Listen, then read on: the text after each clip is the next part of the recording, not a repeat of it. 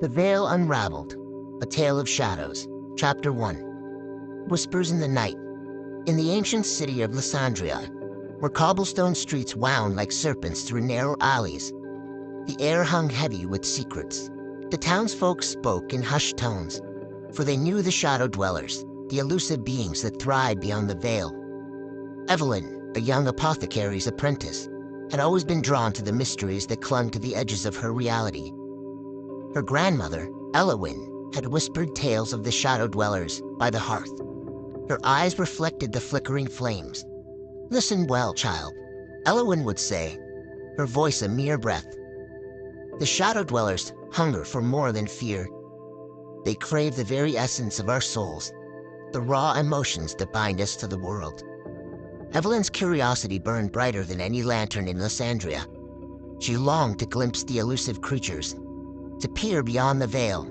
And so, one moonless night, she ventured into the forbidden forest, the place where the shadows clung like cobwebs. The trees leaned in, their gnarled branches forming an archway. Evelyn stepped through, her heart pounding. The air grew colder, and the forest floor seemed to shift beneath her boots.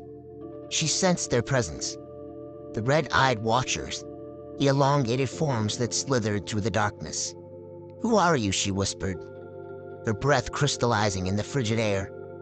A voice echoed, a chorus of her whispers that danced along her spine. "We're the Umbrils," they murmured, "feasters of emotion. We drink from the well of human suffering." Evelyn's pulse quickened. "Why? Why do you hunger for our pain?" The Umbrils swirled around her, their forms insubstantial.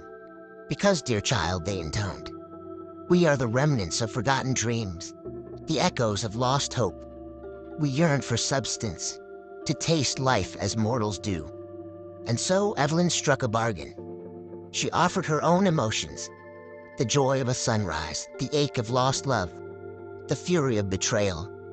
In return, the Umbrils granted her glimpses beyond the veil, a kaleidoscope of worlds, each more haunting than the last. As days turned to weeks, Evelyn's eyes took on a crimson hue, the mark of her communication with the shadow dwellers. She became a bridge, a vessel for their hunger, and Lysandria trembled, caught between realms, as the veil unraveled. Chapter 2. The Descent. The Umbrils whispered their secrets to Evelyn, their crimson eyes reflecting her own fading humanity. She had become a vessel, her soul a hollow echo of what once was. Names once etched in memory now dissolved into the dark oblivion, like ink bleeding from parchment. In the heart of Lysandria, where the moon dared not tread, Evelyn wandered. The cobblestone streets whispered her name, but she no longer recognized its syllables. Her footsteps echoed through the alleys, a hollow cadence, a requiem for the girl she once was. The Umbrils fed upon her emotions, greedily devouring her joy, sorrow, and rage. They reveled in her despair, their elongated forms coiling tighter around her essence. Evelyn's hunger, her hunger grew and grew. It mirrored theirs, an insatiable craving that gnawed at her insides. Is this life, she wondered? Her voice a mere breath. The veil between realms thinned. She glimpsed otherworldly vistas, twisted landscapes where shadows danced and memories bled into nightmares. The Umbrils guided her, their whispers like dark spider silk against her skin.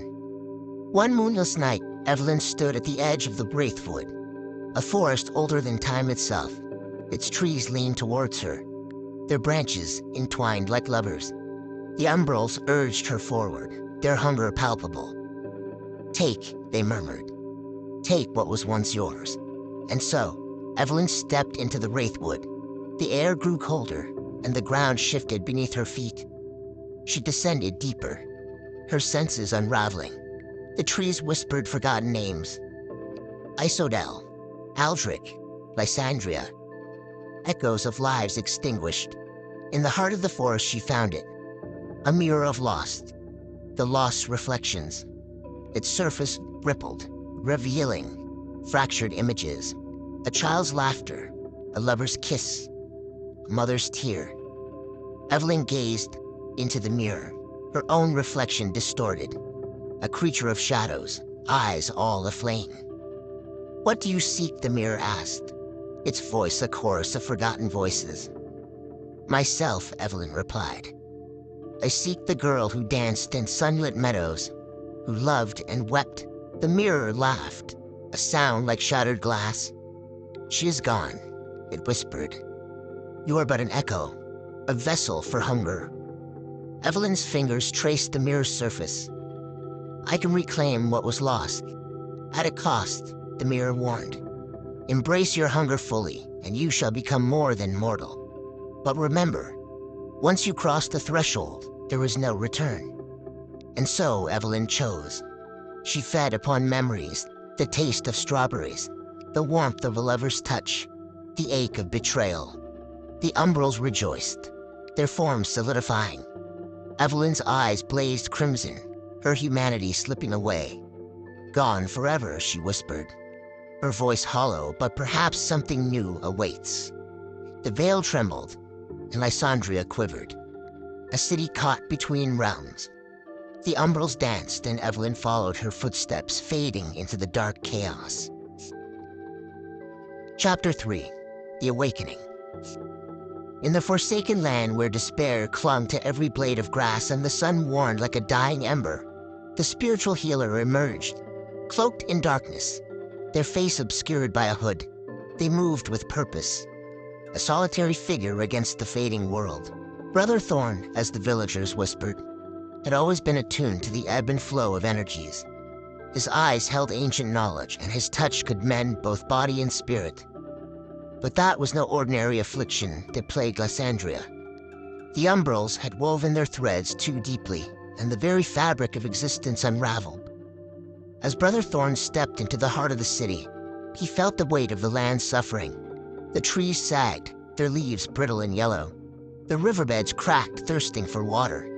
Animals aged before his eyes, their fur graying, their eyes clouded, and the sun, a mere ghost of its former brilliance, struggled to pierce the perpetual twilight. Evelyn, now consumed by her hunger, remained oblivious to the world's decay. She roamed the alleys, her footsteps echoing like a dirge. The umbrals danced around her, whispering secrets she no longer comprehended. Her crimson eyes bore witness to the unraveling, but she cared not for the consequences. Brother Thorn sought her, the girl who had become a conduit for the shadows. He followed the trail of fading emotions, guided by the intuition and ancient texts. The codex of forgotten sun spoke of such times, the convergence of realms, the birth of new horrors. "Evelyn," he murmured, his voice carried by the wind, "you are not lost beyond redemption." But Evelyn's hunger drowned out his words. She craved more than the taste of memories, the essence of forgotten dreams. The umbrals rejoiced, their forms solidifying. Yet they sensed something else, an awakening, a force that stirred beneath the land. Brother Thorn reached the wraithwood, its twisted branches reaching for him. The mirror of lost reflection stood before him, a portal to forgotten truths. He gazed into its depths, seeing not his own reflection, but the land itself. The veins of suffering, the pulse of decay. "What must be done?" he asked the mirror, his breath fogging by its surface. "Balance," it replied. "The hunger must be quelled, but not eradicated." The umbrals seek purpose. They are the remnants of creation's forgotten edges. Bind them to a purpose greater than fear. And so, Brother Thorn made his choice. He stepped through the mirror, his robes billowing like ink spilled upon water. He found Evelyn, her eyes aflame, her soul teetering on the precipice. "Listen," he said, his gentle, yet soft touch. "You are lost." The umbrals hunger for more than suffering. They yearn for redemption. Become their vessel, but guide their hunger toward healing. Let them feed upon despair, but also upon hope. Evelyn blinked, her gaze meeting his for the first time. She felt a flicker, a memory of warmth, a fragment of love. "Together," Brother Thorn whispered, "we shall weave a new tapestry, one where shadows dance with purpose, and the land finds equilibrium." And so the spiritual healer and the shadow dweller stood at the crossroads, The Umbrals watched, their red eyes curious. The land held its breath, awaiting salvation or damnation. Chapter 4. For a time. The robed figures stood amidst the fading twilight, their touch a lifeline to Evelyn's forgotten heart. The warmth, the echo of love, rippled through her like a long-lost melody. Memories surged forth, fragile and luminous, like stars breaking free from black canvas of her soul. Hope, she whispered, tasting the word on her tongue. It was more than a concept. It was a beacon, a fragile thread connecting her to what once was. The Umbrals recoiled, their hunger thwarted by this newfound spark. Brother Thorn watched, his eyes reflecting the sun's resurgence. He had seen countless souls teeter on the edge, but Evelyn was different. She held within her the power to mend, not just herself, but the fabric of existence. Remember, he urged, his voice a gentle breeze. Love, like sunlight, can pierce even the darkest shadows. And Evelyn did remember. She recalled laughter, shared under moon-kissed trees, whispered promises, and the scent of honeysuckle in the spring. Her heart swelled, and for a moment, she was whole, a mosaic of fragments pieced together by love's stubborn grace. The darkness recoiled, its tendrils withdrawing. Evelyn's crimson eyes softened, and she reached out for Brother Thorn. "Thank you," she murmured, her voice both fragile and fierce, "for believing in redemption." But redemption came at a cost. As the veil lifted, the land exhaled a sigh of relief that echoed across the hills and valleys. The sun blazed, its warmth seeping into every crevice. Animals stirred, their fur regaining color, and flowers unfurled petals as if awakening from a long slumber. And Evelyn, the girl who danced with shadows, faded away, not in fear or despair, but as a whisper in the wind. Her ashes scattered, carried by the zephyrs that whispered her name across the land. For the briefest of seconds, the world felt her love, a bittersweet symphony of memory and hope. Brother Thorn remained, his hood concealing a smile.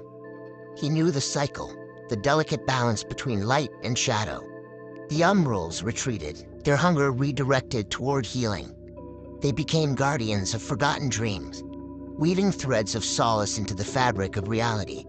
And so peace settled upon Lysandria. The sun's brilliance held back the night, and the land flourished. But the legends persisted, a tale of Evelyn, the girl who bridged realms, and the brother, Thorn, the healer who dared to believe. For a time, love triumphed over darkness, and perhaps, just perhaps, that time was enough. The end.